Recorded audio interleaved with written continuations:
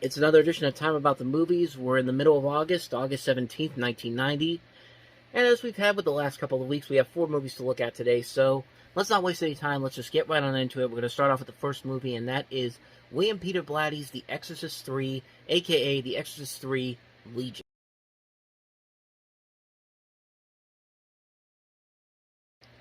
Legion, of course, is the name of William Peter Blatty's 1983 book, which actually is the conclusion of his Faith trilogy. And this was actually not intended to be an Exorcist movie. They actually is Morgan Creek, the studio that put this out, as well as 20th Century Fox, actually forced them to put The Exorcist 3 on it, and because of that, it made money at the box office. It actually did better than Exorcist 2: The Heretic, but review-wise, it didn't get as many good reviews, and after the first weekend, the box office did kind of die out. In fact, William Peter Blatty himself said, don't put the name The Exorcist on this, because this is not really an Exorcist movie. And then by the third week, they said that the studio said the reason why the movie failed was because of Exorcist 2, which was not the case whatsoever. So the studio just really screwed up badly on that front. In terms of the other Exorcist movies, the first one I think is a classic. I think most people can agree it's one of the scariest movies ever made. There's a lot of dated stuff in there, but it still holds up. Exorcist 2: The Heretic is a complete mess of a movie. Just, oh my god, what were they thinking with that one? But The Exorcist 3, as much as it's trying to be not as much of an Exorcist movie as the other sequels are, it's probably still the best sequel we've gotten, the best film that come after the first movie, because Exorcist 2 was bad, and the 2 prequels that came in 2004, 2005, those were bad as well. But, okay, as far as the movies go, this is the best of the series, because I think the best thing to come since the Exorcist original release was the TV series they did on Fox in 2016. Yeah, the 2016 Exorcist show they did on Fox was actually really damn good. Unfortunately, it didn't last a couple of seasons, but I gotta say, man, that show was pretty amazing. If you haven't seen that show, I definitely say go check it out. I'm pretty sure you can find it on Hulu or somewhere else online, but it's definitely worth a watch. If you want to see a good continuation of the story of The Exorcist, that's probably the best one. But in terms of the movies itself, this is indeed the best one of the series. I like George C. Scott a lot in this movie. I think he gives a great performance in this. This has a really good cast involved here. Ed Flanders, Brad Dourif, Chucky from Child's Play. He's in this movie as the Gemini Killer. It's a really good movie. It's a really well-made movie. It's not a perfect movie. It's not really the best continuation of the story, but it does a pretty good job of making you completely forget about Exorcist 2. It feels about as good of a sequel as you're going to get from this series until we see what they can do with this new reboot that's supposedly coming out next year from the same people who are making the Halloween reboots trilogy.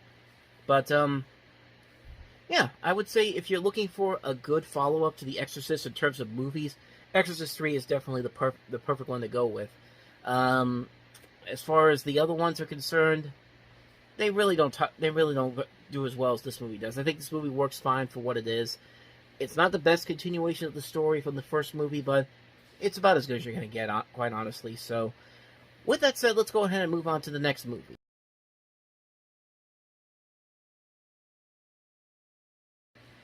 That movie is, of course, My Blue Heaven, which stars Steve Martin as a gangster and Rick Moranis as an FBI agent in the Witness Protection Program, trying to help him out.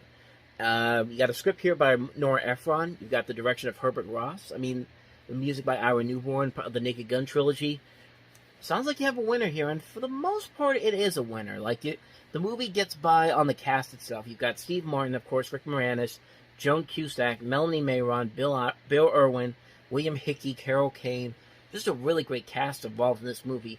The jokes are very hit and miss. Most of them hit bullseyes, some not so much. There are more funny moments in here than there are moments that aren't as funny. And I think the script overall, it kind of takes a formulaic route, quite honestly. And that's where it kind of suffers a little bit. But I still enjoyed the movie for what it was. What's interesting I found out about this movie is that it has a relationship to Goodfellas, which would later come out the next month.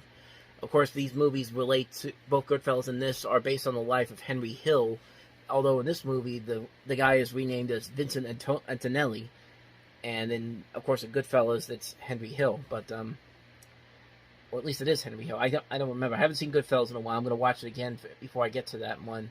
next month is when we get to that one when that comes out. But with that said, though, My Blue Heaven, which is like I said, it's a good movie. It's not one I'd watch on repeat over and over again, but yeah, it's fine for what it is. It works well with Steve Martin and Rick Moranis in this cast. There are good funny moments throughout most of this movie. It's a ton of fun. I'd say definitely check it out if you want to see some good Steve Martin comedy. This definitely works out for you. So let's go and move on to the next movie, and that is another comedy, James Belushi and Charles Grodin in Taking Care of Business.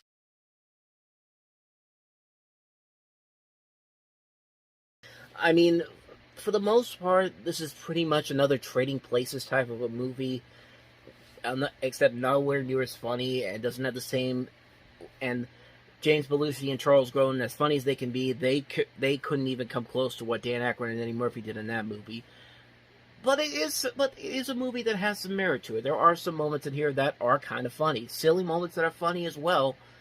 But yeah, not a good movie, not a great movie, but still a decent movie to be for what it is. I mean, one of the things about this movie is that this is one of the early film works of J.J. Abrams, who of course would later go on to create such shows as Lost, Fringe, and it would also help to make movies such as Cloverfield, Super 8. He had his hands on the Star Wars movies, Star Trek, Mission Impossible, so on and so forth. I really don't think I need to tell you any more about what this guy has done since then, but it's interesting to see his first major motion picture script, and it's a movie like this. And like I said, it's not a bad movie. It's not a great movie either. It's fine for what it is. Like, for a one-time watch, I'm glad I watched it.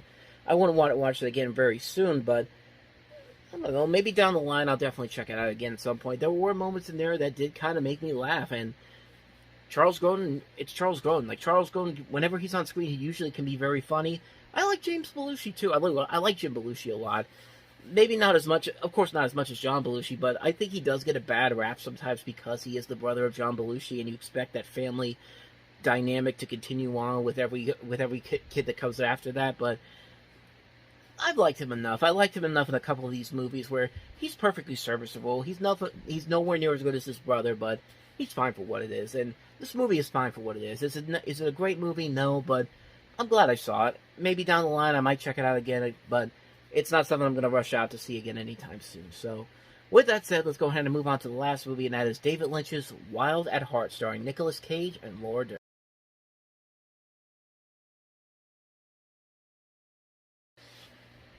I don't know, maybe David Lynch should be grateful Twin Peaks came out in 1990, because at least he had something good come out of that, because this movie really is not all that good, and it's kind of a disappointment when you really consider what David Lynch had done prior to this. I mean, this is the guy that did Eraserhead, The Elephant Man, Dune, Blue Velvet. I mean, 4 really good movies, and this was kind of his first real stinker as a filmmaker. I mean, it's a movie that's very uneven. I mean, that trailer alone, if you have to sell the movie by the names and the sounds they make in this movie instead of actually showing them acting, there's a huge problem there. And it's just like, it's a movie that just really doesn't work overall, despite the fact that it has Nicolas Cage and Laura Dern working as well as they can with the script that they're given.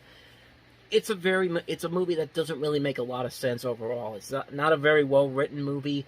David Lynch has done a whole lot better than this. It just didn't work for me, and I know it has grown a cult following over the years. It's grown some reevaluation as a great movie from him over the years, but it's a movie that I've seen, and I've seen it to say to myself that this is really not as good as I think a lot of people give it credit for. It is kind of a disappointment, especially for a guy like him. So yeah, that's my thoughts on Wild at Heart. Not a very good movie from David Lynch, at least in my opinion. So with that said, that's going to wrap up another edition of Time About the Movies. Next time around, we have 7 movies to look at. So we've got Sam Raimi's Darkman. We also have Emilio Estevez and Charlie Sheen in the comedy Men at Work. Royal Dahl's book, The Witches, comes to life through the magic of Jim Henson's Creature Shop with Angelica Houston in it.